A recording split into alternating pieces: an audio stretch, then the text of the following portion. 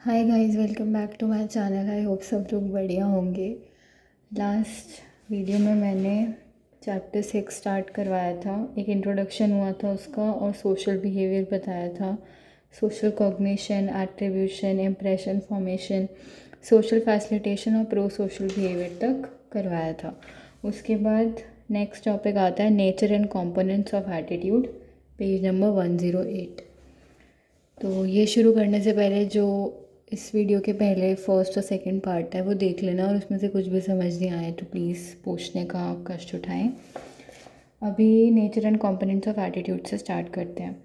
तो अगर हम कुछ मिनटों के लिए सोचें ध्यान से और एक मेंटल एक्सरसाइज करें, एक एक्टिविटी करें कि हमने आज दिन में कितनी बार ये बोला होगा खुद को कि मेरे ओपिनियन में ये चीज़ ऐसी होनी चाहिए या ऐसी होनी चाहिए, या दूसरे ऐसा ऐसा कहते हैं या दूसरे ऐसा ऐसा करते हैं but I feel in this way, और I do this thing in this way if I am in his or her place. तो ऐसे करके ठीक है। अब ये जो भी हम इन ब्लैंक्स में भरेंगे ना, वो हमारा ओपिनियन है ऑफ कोर्स। और जब हम इस एक्सरसाइज को कंटिन्यू करेंगे तो हमें पता लगेगा कि हमारा ओपिनियन कितना ज़्यादा ज़रूरी है हमारे लिए। प्लस जो टॉपिक्स हैं, ये ओपिनियंस जो कवर करेंगे वो हमारे लिए मॉडरेटली इंपॉर्टेंट हो सकते हैं। मतलब इतने ज़्यादा ज़रूरी नहीं, एवरेजली और मॉडरेट बीच बीच में इंपॉर्टेंट हो सकते हैं। ना बहुत ज़्यादा ज़रूरी ना बहुत कम ज़रूरी, बीच में हो सकते हैं। लेकिन वो हमारे क्या है कि हम किस तरीके से सोचते हैं, हमारा वेज ऑफ थिंकिंग है।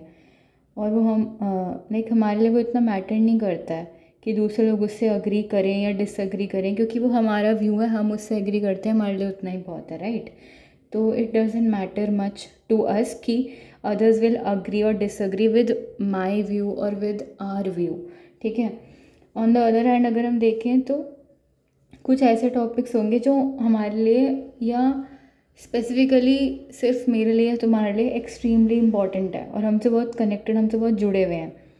अगर जैसे कोई भी हमारा व्यू जो है, कोई भी बंदा हमारा व्यू अगर अपोज करता है या उसके अगेंस्ट होता है या चैलेंज करता है हमारे व्यू को अबाउट पर्टिकुलर टॉपिक या अबाउट ऐसा टॉपिक जो हमारे लिए एक्सट्रीमली इम्पॉर्टेंट है, तो हम उस केस में इमोशनल हो जाते हैं, राइट।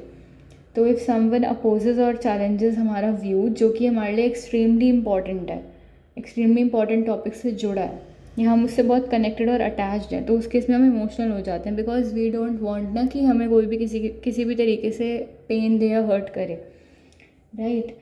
तो हमारे कुछ मतलब हमने अपने कुछ व्यूज़ ऐसे होते हैं जो अपना बिहेवियर का पार्ट बना रखे होते हैं, और जो हमें पता है कि ये ऐसे ही है, ऐसे ही होना चाहिए और ये ऐसे ही रहेगा मेरी नज़र में, इस चीज़ को लेके परसेप्शन मेरा चेंज नहीं होगा।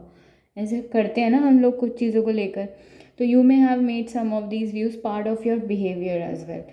दूसरे शब्दों में कहें तो अगर हमारे व्यूज़ सिर्फ थॉट्स ही नहीं हैं बल्कि वो इमोशनल भी हैं और एक्शन के भी कंपोनेंट्स हैं, तो ये व्यूज़ ज़्यादा हो जाते हैं हमारे ओपिनियन से और फिर ये बन जाते हैं हमारे एटीट्यूड। क्यों? क्योंकि हमारे व्यूज़ जो हैं वो सिर्फ थॉट्स का ही पार्ट नहीं है, वो सिर्फ मेरे विचार नहीं है, सिर्फ थिंकिंग नहीं है कि मैं उसको ओपिनियन बोल दूँ, बल्कि उनसे मैं इमोशनली भी कनेक्टेड हूँ। एंड प्लस अगर उन्हें कोई चैलेंज करता है, वो इतना ज़्यादा एक्सट्रीमली इंपॉर्टेंट टॉपिक से जुड़े हुए हैं जिस टॉपिक से मैं जुड़ी हुई हूँ और वो मेरे व्यूज़ हैं, तो उनको अगर उन पर कोई अटैक करता है तो मैं इमोशनल भी हो जाती हूँ। प्लस एक्शन कंपोनेंट्स भी हैं, अगर वो मेरे थिंकिंग में है तो मैं उनको एक्शन में भी लाती हूँ और मैं वैसे ही एक्ट करती हूँ। तो यहाँ जहाँ पर थॉट्स, इमोशनल और एक्शन कंपोनेंट्स आ जाए, वो फिर सिर्फ ओपिनियन नहीं रह जाता है किसी का भी, वो एटीट्यूड में कन्वर्ट हो जाता है, वो एटीट्यूड बन जाता है।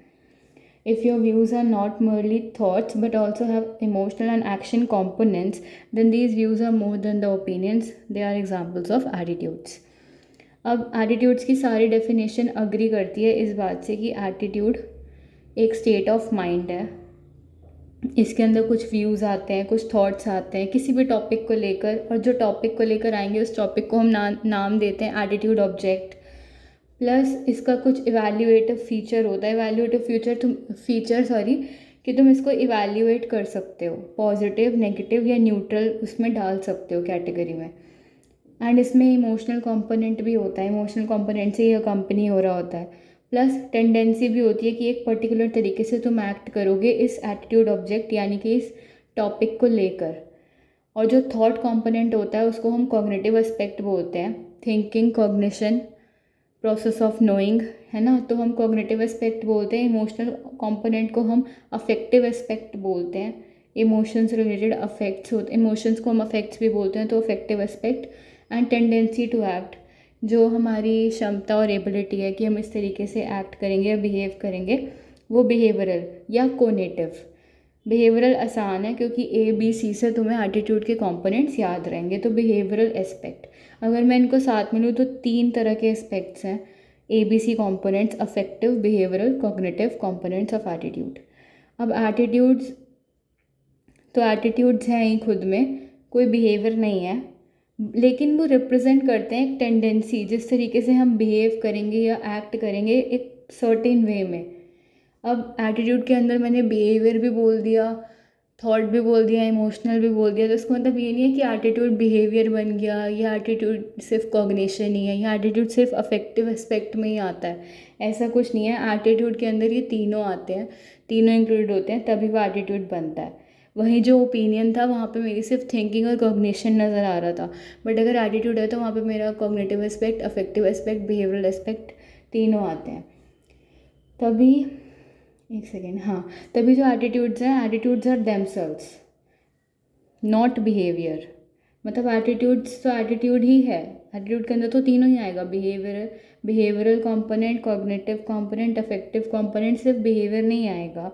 और एटीट्यूड बिहेवियर भी नहीं है, बल्कि एटीट्यूड हमें एक रिप्रेजेंट करते हैं, बताते हैं, दिखाते हैं एक टेंडेंसी कि हम किस तरीके से बिहेव करेंगे, किस पर्टिकुलर सर्टेन वे में हम एक्ट करने वाले हैं पर्टिकुलर टाइप के टॉपिक को लेकर, जो हमारे लिए एक्सट्रीमली इंपॉर्टेंट है या नहीं है। और एटीट्यूड जो है वो कॉग्निशन का पार्ट भी है, इंक्लूडिंग इमोशनल कंपोनेंट का पार्ट भी है, जिसको तुम बाहर से भी किसी को देख के ऑब्जर्व नहीं कर सकते हो। ये बॉक्स 6.1 नीचे है, उसमें एग्जाम्पल दे रखा है एटीट्यूड टुवर्ड्स इन्वायरमेंट का, ग्रीन इन्वायरमेंट, ABC कंपोनेंट्स, ये मैं नेक्स्ट में बताऊंगी, तो एग्जाम्पल भी करना। और इसमें रिलेशनशिप दिखा रखा है तीनों कंपोनेंट्स के बीच में, ठीक है। तो अभी के लिए इतना ही, वरना वीडियो बड़ी हो जाएगी। तो नेक्स्ट वीडियो में पेज नंबर 108 पे ब्राउन बॉक्स है, green environment, ABC components of an attitude, ये करेंगे। तो जितना मैंने बताया उसमें से कुछ भी डाउट हो, कन्फ्यूजन हो, समझ नहीं आया हो, तो प्लीज़ मुझसे पूछ लेना। Thank you so much video देखने के लिए।